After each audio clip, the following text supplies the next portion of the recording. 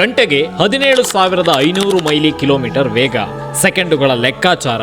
Colombia ನೌಕೆ ಭೂಮಿಯ ವಾತಾವರಣವನ್ನ ಸೀಳಿಕೊಂಡು ಬರ್ತಾ ಇತ್ತು. ಕಲ್ಪನಾ ಚಾವ್ಲಾ ಅವರಿಗೆ ಅದು ಕೇವಲ ಮನೆಗೆ ಹಿಂದಿರುಗುವ ಪ್ರಯಾಣವಾಗಿರಲಿಲ್ಲ, ಅದು ಅವರ ಕನಸಿನ ಪರಾಕಾಷ್ಠೆಯಾಗಿತ್ತು. ವಿಜ್ಞಾನ ಮತ್ತು ಧೈರ್ಯದ ಸಂಗಮವಾಗಿದ್ದ ಆ ಕ್ಷಣದಲ್ಲಿ ಒಂದು ಸಣ್ಣ ತಾಂತ್ರಿಕ ವ್ಯತ್ಯಾಸ ಇಡೀ ಚಿತ್ರಣವನ್ನೇ ಬದಲಿಸಿತು. ಭೂಮಿಯ ಸ್ಪರ್ಶಕ್ಕೆ ಕೇವಲ 16 ನಿಮಿಷಗಳು ಬಾಕಿ ಇರುವಾಗ ನಡೆದಂತಹ ಆ ನಿಗೂಢ ಅಂತ್ಯದ ಕತೆ ನಿಮಗೆ ಗೊತ್ತೇ? Hi, welcome to my YouTube channel Yuva story Kannada. ನಾನು ವಿನೋದ್. ಫೆಬ್ರವರಿ 1, 2003 ಇಡೀ ಜಗತ್ತು ಆಕಾಶದತ್ತ ಕಣ್ಣಿಟ್ಟು ಕಾಯ್ತಾ ಇತ್ತು. ಕರ್ನಾಲ್ ಎಂಬ ಪುಟ್ಟ ಹಳ್ಳಿಯಿಂದ ಹಾರಿ ಹೋಗಿದ್ದ ಆ ಹೆಣ್ಣು ಮಗಳು ನಕ್ಷತ್ರಗಳ ಲೋಕವನ್ನು ಸುತ್ತಿ ಮರಳಿ ಭೂಮಿಗೆ ಮರಳ್ತಾ ಇದ್ರು. 15 ದಿನಗಳು 22 ಗಂಟೆಗಳ ಕಾಲ ಶೂನ್ಯದಲ್ಲಿ ತೇಲಿದ್ದ ಕಲ್ಪನಾ ಚಾವ್ಲಾಗೆ ಭೂಮಿಯ ಗುರುತ್ವಾಕರ್ಷಣೆ ಕೈಬೀಸಿ ಕರೆಯುತ್ತಿತ್ತು. ಆದರೆ ಅಂದು ಆಗಸದಲ್ಲಿ ನಡೆದಿದ್ದು ಇತಿಹಾಸವೇ ಕಣ್ಣೀರು ಹಾಕುವಂತಹ ಘಟನೆ. ಜಗತ್ತು ಅವಳನ್ನ ಬರಮಾಡಿಕೊಳ್ಳಲು ಸಿದ್ಧವಾಗಿತ್ತು, ಆದರೆ ಅವಳು ಆಗಲೇ ನಕ್ಷತ್ರಗಳ ಶಾಶ್ವತ ಅತಿಥಿಯಾಗಿದ್ದಳು. ಫೆಬ್ರವರಿ 1, 2003 ಬೆಳಗ್ಗೆಯ ಸೂರ್ಯ ಟೆಕ್ಸಾಸ್ನ ಆಕಾಶದಲ್ಲಿ ಮೆಲ್ಲಗೆ ಮೂಡ್ತಾ ಇದ್ದ. ಭೂಮಿಯ ಮೇಲೆ ಜನರು ತಮ್ಮ ದೈನಂದಿನ ಜೀವನದಲ್ಲಿ ಮುಳುಗಿದ್ರು, ಆದರೆ ಆಕಾಶದಲ್ಲಿ ಒಂದು ದೊಡ್ಡ ಕನಸು ಭೂಮಿಗೆ ಮರಳುತ್ತಾ ಇತ್ತು. ಸ್ಪೇಸ್ ಶಟಲ್ ಕೊಲಂಬಿಯಾ ಒಳಗೆ 7 ಜನ ಗಗನಯಾತ್ರಿಗಳು, ಅವರಲ್ಲಿ ಒಬ್ಬಳು ಕಲ್ಪನಾ ಚಾವ್ಲಾ. ಕಾರ್ನಾಲ್ನಲ್ಲಿ ಜನಿಸಿ ಅಮೆರಿಕಾದಲ್ಲಿ ತನ್ನ ಕನಸನ್ನ ನನಸಾಗಿಸಿಕೊಂಡ ಮಹಿಳೆ, ಭಾರತದ ಮೊದಲ ಮಹಿಳಾ ಗಗನಯಾತ್ರಿ ಎಂಬ ಹೆಗ್ಗಳಿಕೆ ಪಡೆದವಳು. ಆಕೆಯ ಕಣ್ಣುಗಳಲ್ಲಿ ಯಾವಾಗಲೂ ನಕ್ಷತ್ರಗಳು ಮಿನುಗ್ತಾ ಇದ್ವು, ಆದರೆ ಇಂದು ಆ ನಕ್ಷತ್ರಗಳು ಮರೆಯಾಗುವ ದಿನವಾಗಿತ್ತು ನೋಡಿ. ಮಿಷನ್ STS-107 16 ದಿನಗಳ ಕಾಲ ಅಂತರಿಕ್ಷದಲ್ಲಿ ವಿಜ್ಞಾನ ಪ್ರಯೋಗಗಳು, ಭೂಮಿಯ ಚಿತ್ರಗಳು, ಜೀವಿಗಳ ಮೇಲಿನ ಪರೀಕ್ಷೆಗಳು ಎಲ್ಲವೂ ಯಶಸ್ವಿಯಾಗಿ ಮುಗಿದಿದ್ವು. ಕಲ್ಪನಾ ರೆಡ್ ಟೀಮ್ನಲ್ಲಿದ್ದರು. ರಿಕ್ ಹಸ್ಬ್ಯಾಂಡ್ ಜೊತೆಗೆ ಶಟಲ್ ಅನ್ನ ನಿಯಂತ್ರಿಸ್ತಾ ಇದ್ರು. ಆಕೆಯ ಕೈಯಲ್ಲಿ ಫ್ಲೈಟ್ ಎಂಜಿನಿಯರ್ ಜವಾಬ್ದಾರಿ ಇತ್ತು. ಎಲ್ಲರೂ ಸಂತೋಷದಿಂದಿದ್ರು. ಮನೆಗೆ ಮರಳುವ ಉತ್ಸಾಹ ಇತ್ತು, ಆದರೆ ಯಾರಿಗೂ ಗೊತ್ತಿರಲಿಲ್ಲ ಲಾಂಚ್ ಆದಾಗ ಒಂದು ದೊಡ್ಡ ತಪ್ಪು ನಡೆದಿತ್ತು ಎಂದು. ಟೇಕ್ ಆಫ್ ಸಮಯದಲ್ಲಿ ಫೋಮ್ ಇನ್ಸುಲೇಷನ್ ಒಡೆದು ಬಲೆ ರಕ್ಷಣಾ ಶೀಲ್ಡ್ಗೆ ತಾಕ್ಬಿಟ್ಟಿತ್ತು. ಆ ಗಾಯ ಗಂಭೀರವಾಗಿತ್ತು, ಆದರೆ ನಾಸಾ ಟೀಮ್ ಅದನ್ನ ಪ್ರಮಾದಕ್ಕಿಂತ ಕಡಿಮೆ ಎಂದು ಭಾವಿಸಿತ್ತು, ಅಂದ್ರೆ ನೆಗ್ಲೆಕ್ಟ್ ಮಾಡಿತ್ತು.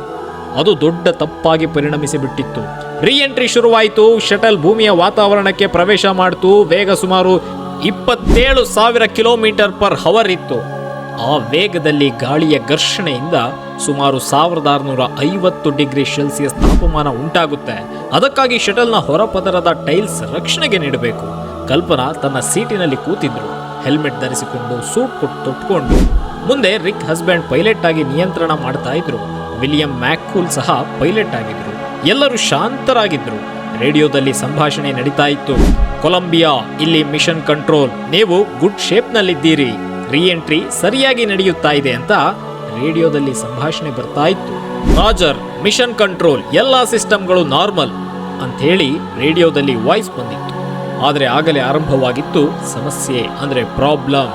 ಎಡಗಾಳಿಯ ರಕ್ಷಣಾ ಭಾಗದಲ್ಲಿ ದೊಡ್ಡ ಹಾನಿಯಾಗಿತ್ತು. ಗರಂ ಪ್ಲಾಸ್ಮಾ ಅದರೊಳಗೆ ನುಗ್ಗಿತ್ತು. ರಕ್ಷಣಾ ಟೈಲ್ಸ್ಗಳು ಕರಗಲು ಶುರುವಾಗ್ಬಿಟ್ವು. ಮೊದಲು ಸಣ್ಣ ಎಚ್ಚರಿಕೆಗಳು ಬಂದವು. ಟೆಂಪರೇಚರ್ ಸೆನ್ಸರ್ಗಳು ಫೇಲ್ ಆಗ್ಬಿಟ್ವು. ಆದರೆ ಟೀಮ್ ಇದನ್ನ ಇಗ್ನೋರ್ ಮಾಡಿಬಿಡ್ತು, ಯಾಕಂದ್ರೆ ಹಿಂದೆಯೂ ಇಂತಹ ಸಣ್ಣ ಸಮಸ್ಯೆಗಳು ಬಂದಿದ್ವು. ಆದರೆ ನಂತರ ಒಂದು ದೊಡ್ಡ ಬದಲಾವಣೆ ಆಯಿತು. ಶಟಲ್ ಟೆಕ್ಸಾಸ್ ಮೇಲೆ ಹಾರ್ತಿದ್ದಾಗ ಆಕಾಶದಲ್ಲಿ ಒಂದು ದೊಡ್ಡ ಬೆಳಕಿನ ಗೆರೆ ಕಂಡಿತು. ಜನರು ನೋಡ್ತಾ ಇದ್ರು, ಒಂದು ಉಲ್ಕೆಯಂತೆ. ಆದರೆ ಅದು ಉಲ್ಕೆ ಅಲ್ಲ, ಅದು ಕೊಲಂಬಿಯಾ ಒಡೆದು ಚೂರುಗಳಾಗ್ತಾ ಇದ್ವು. ಅದನ್ನ ಜನ ಗಮನವಿಟ್ಟು ನೋಡ್ತಾ ಇದ್ರು. ಹಾಗಾದ್ರೆ ಒಳಗೆ ಏನಾಯ್ತು? ಕಲ್ಪನಾ ತನ್ನ ಸೀಟಿನಲ್ಲಿ ಕೂತು ಡೇಟಾ ನೋಡ್ತಾ ಇದ್ರು. ಒಮ್ಮೆಲೆ ಶಟಲ್ ನಡುಗುಬಿಟ್ಟಿತು. ಎಡವಿಂಗ್ನಿಂದ ಒಂದು ದೊಡ್ಡ ಸ್ಫೋಟದಂತಹ ಶಬ್ದ ಬಂತು. ಆ ಭಾಗ ಕರಗಿ ಬಿದ್ದೋಗ್ಬಿಡ್ತು. ಶಟಲ್ ಅಸ್ಥಿರವಾಯಿತು. ಆಟೋ ಪೈಲಟ್ ಸಿಸ್ಟಮ್ ಪ್ರಯತ್ನಿಸಿತ್ತು, ಆದರೆ ನಿಯಂತ್ರಣಕ್ಕೆ ತರೋದಕ್ಕೆ ಸಾಧ್ಯವೇ ಆಗಲಿಲ್ಲ. Cabin error, hydraulic pressure drop ಆಯಿತು. ರಿಕ್ ಹಸ್ಬೆಂಡ್ ಕೂಗಿದ್ರು, ಲಾಕ್ ದಿ ಡೋರ್ಸ್ ಅಂತ ಹೇಳಿ.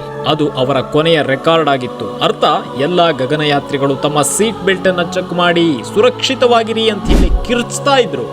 ಆದರೆ ಅದಾಗ್ಲೇ ತಡವಾಗ್ಬಿಟ್ಟಿತ್ತು. ಶಟಲ್ ಒಡೆದೋಯ್ತು. ಒಂದು ದೊಡ್ಡ ಬೆಂಕಿಯ ಗೋಳ ನುಗ್ಗು ಬಿಡ್ತು. ಚೂರುಗಳಲ್ಲಿ ಆಕಾಶದಲ್ಲಿ ಶಟಲ್ ಚೆಲ್ಲಾಪಿಲ್ಲಿ ಆಗ್ಬಿಡ್ತು. ಕೆಲವು ಚೂರುಗಳು ಭೂಮಿಯ ಮೇಲೆ ಬಿದ್ದುವು. ಟೆಕ್ಸಾಸ್ ಲೂಸಿಯಾದ ಮೇಲೆ ಕಲ್ಪನಾ ಅವರ ದೇಹ ಬಿದ್ದಿತ್ತು. ವರದಿಗಳ ಪ್ರಕಾರ ಶಟಲ್ ಒಡೆದ ನಂತರ ಸುಮಾರು 30ರಿಂದ 40 ಸೆಕೆಂಡ್ಗಳ ಕಾಲ ಕಲ್ಪನಾ ಅವರು ಜೀವಂತವಾಗಿದ್ರು ಅಂತ ಹೇಳಿ ಅಂದಾಜು ಮಾಡಲಾಯಿತು. ಕ್ಯಾಬಿನ್ ಒಡೆದು ಒತ್ತಡ ಕಡಿಮೆ ಆಯಿತು. ಆಕ್ಸಿಜನ್ ಮಾಸ್ಕ್ ಬಂದವು. ಆದರೆ ತೀವ್ರ ತಾಪಮಾನ, ಗಾಳಿಯ ಒತ್ತಡ ಎಲ್ಲವೂ ಸಹಿಸಲಾಗದಷ್ಟು ಚಿತ್ರ ಹಿಂಸೆಯನ್ನು ಕೊಡ್ತಾ ಇದ್ವು ಕಲ್ಪನಾ ಚಾವ್ಲಾ ಅವರಿಗೆ. ಆಕೆಯ ಕಣ್ಣುಗಳ ಮುಂದೆ ಭೂಮಿ ತಿರುಗ್ತಾ ಇತ್ತು. ಆಕೆಯ ಕನಸುಗಳು ಆಕಾಶದಲ್ಲಿ ಹಾರ್ತಾ ಇತ್ತು. ಭಾರತದ ಮಕ್ಕಳಿಗೆ ಸ್ಫೂರ್ತಿ ನೀಡೋದು ಎಲ್ಲವೂ ಒಂದೇ ಕ್ಷಣದಲ್ಲಿ ಕಣ್ಣ ಮುಂದೆ ಮಸುಕಾಗಿಬಿಟ್ಟವು. ಆಕೆ ಒಂದು ಕೊನೆಯ ಸಲ ಭೂಮಿಯನ್ನ ನೋಡಿದ್ಲು. ನೀಲಿ ಗ್ರಹ, ಆಕೆಯ ತಾಯ್ನಾಡು ಭಾರತದ ಭಾಗ. ಆಗ ಆಕೆಯ ಹೃದಯದಲ್ಲಿ ಒಂದು ಶಾಂತಿ ಇತ್ತೋ ಏನೋ. ನಾನು ಆ ಕನಸನ್ನ ನನಸು ಮಾಡಿದೆ ಎಂಬ ಭಾವನೆ. ನಂತರ ಎಲ್ಲವೂ ಕತ್ತಲೆ. ಭೂಮಿಯ ಮೇಲೆ ಜನರು ಆಕಾಶವನ್ನ ನೋಡಿದ್ವು. ಬೆಳಕಿನ ಚೂರುಗಳು ಮಳೆಯಂತೆ ಸುರಿಯುತ್ತಾ ಇದ್ವು. ಟಿವಿಯಲ್ಲಿ ಬ್ರೇಕಿಂಗ್ ನ್ಯೂಸ್ ಬರ್ತಾ ಇತ್ತು. ಸ್ಪೇಸ್ ಶಟಲ್ ಕೊಲಂಬಿಯಾ ದುರಂತ, 7 ಗಗನಯಾತ್ರಿಗಳು ಮೃತ ಅಂತ ಹೇಳಿ ಎಲ್ಲ ನ್ಯೂಸ್ ಚಾನೆಲ್ನಲ್ಲಿ ಬ್ರೇಕಿಂಗ್ ನ್ಯೂಸ್ ಬರ್ತಾ ಇದ್ವು.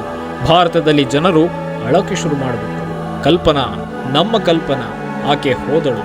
ಆದರೆ ಆಕೆಯ ಕನಸು ಮಾತ್ರ ಇನ್ನೂ ಸತ್ತಿಲ್ಲ. ಆಕೆಯ ಹೆಸರು ಶಾಶ್ವತವಾಗಿ ಉಳಿದಿದೆ. ಅನೇಕ ಮಕ್ಕಳು ಆಕೆಯನ್ನು ನೋಡಿ ವಿಜ್ಞಾನಿಗಳಾಗ್ತಾ ಇದ್ದಾರೆ. ಆಕೆಯ ಕೊನೆಯ ದಿನ ದುರಂತವಾದರೂ ಆಕೆಯ ಜೀವನ ಒಂದು ಮಹಾ ಸಂದೇಶವಾಗಿದೆ. ಕನಸು ಕಾಣಿ ಮತ್ತು ಆ ಕನಸಿಗಾಗಿ ಹಾರಿ, ಭಯವಿಲ್ಲದೆ ಹಾರಿ. ಕಲ್ಪನಾ ಚಾವ್ಲಾ ನಕ್ಷತ್ರಗಳಲ್ಲಿ ಶಾಶ್ವತವಾಗಿ ಮಿನುಗುವ ಭಾರತದ ಮಗಳು. ಜೈ ಹಿಂದ್, ಜೈ ಕಲ್ಪನಾ. ಇಂತಹ ಇನ್ನಷ್ಟು ಹೆಚ್ಚಿನ ರೋಚಕ ವಿಡಿಯೋಗಳಿಗಾಗಿ ನೋಡ್ತಾ ಇರಿ ಯುವ ಸ್ಟೋರಿ ಕನ್ನಡ. ನಾನು ವಿನೋದ್.